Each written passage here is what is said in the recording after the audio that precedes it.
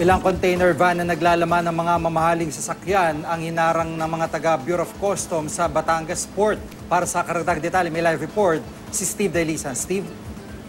Jiggy, 14 na luxury vehicles na umanay undervalued o mali ang deklarasyon ng halaga ang naharang ng Bureau of Customs sa Batangas Port. Galing Jiggy ng Japan, United Arab Emirates at Hong Kong itong mga sasakyan na kapwa nakakonsign sa Monaca Trading Enterprises na may address sa Unit 2 Matic Building, National Highway, Canlalay, Binyan, Laguna.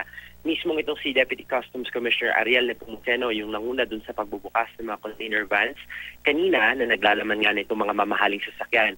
Ito yung mga sasakyan na halimbawa nung Ferrari California 2015 McLaren 450C, Land Rover, dalawang Land Rover Defender, dalawang Mercedes at saka dalawang Mercedes na GLK 350 at isang Toyota Prado. July 24, Jiggy, na maglabas nga ng alert order itong si Nepomuceno para harangin ng Bureau of Customs Enforcement Group sa Batangas Port.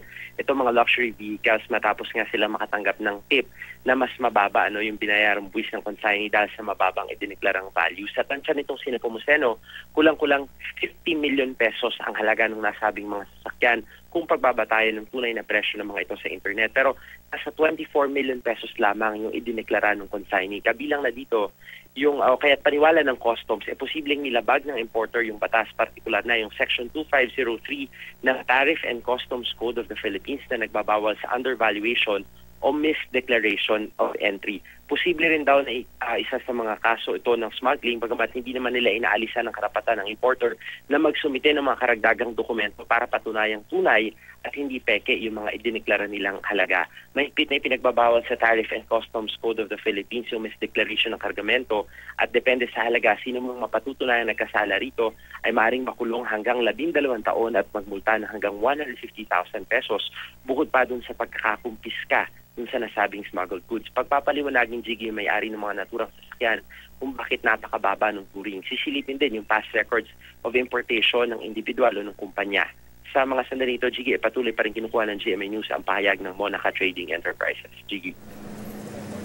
Steve, yung kung mababa yung dineklara ng consignee, bakit mababa rin yung estimate naman nitong customs? Kasi halimbawa, yung McLaren lamang na nabanggit mo na kotse at yung Ferrari, hindi na siguro bababa ng 40 million yung dalawang yun pa lang. So kung ang estimate ng customs, lahat-lahat yan, nasa 50 million lahat-lahat, di hamak na mababa rin yung kanilang estimate. Naipaliwanag ba ito ni Nepomuceno ng customs?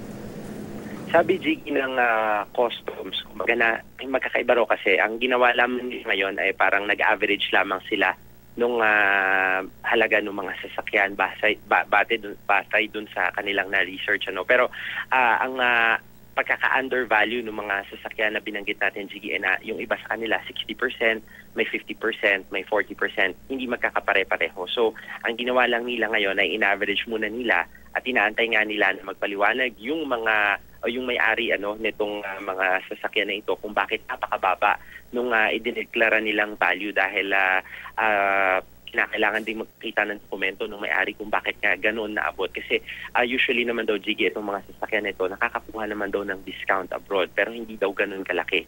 Kaya nga gusto rin nilang malaman, lalo pat yung pagpataw nila ng pwisto na ibatay lamang dun sa declaration. Ang mabuting araw dito, Jiggy, ay naharang na nila kasi meron na talaga tong clearance o meron na tong gate pass.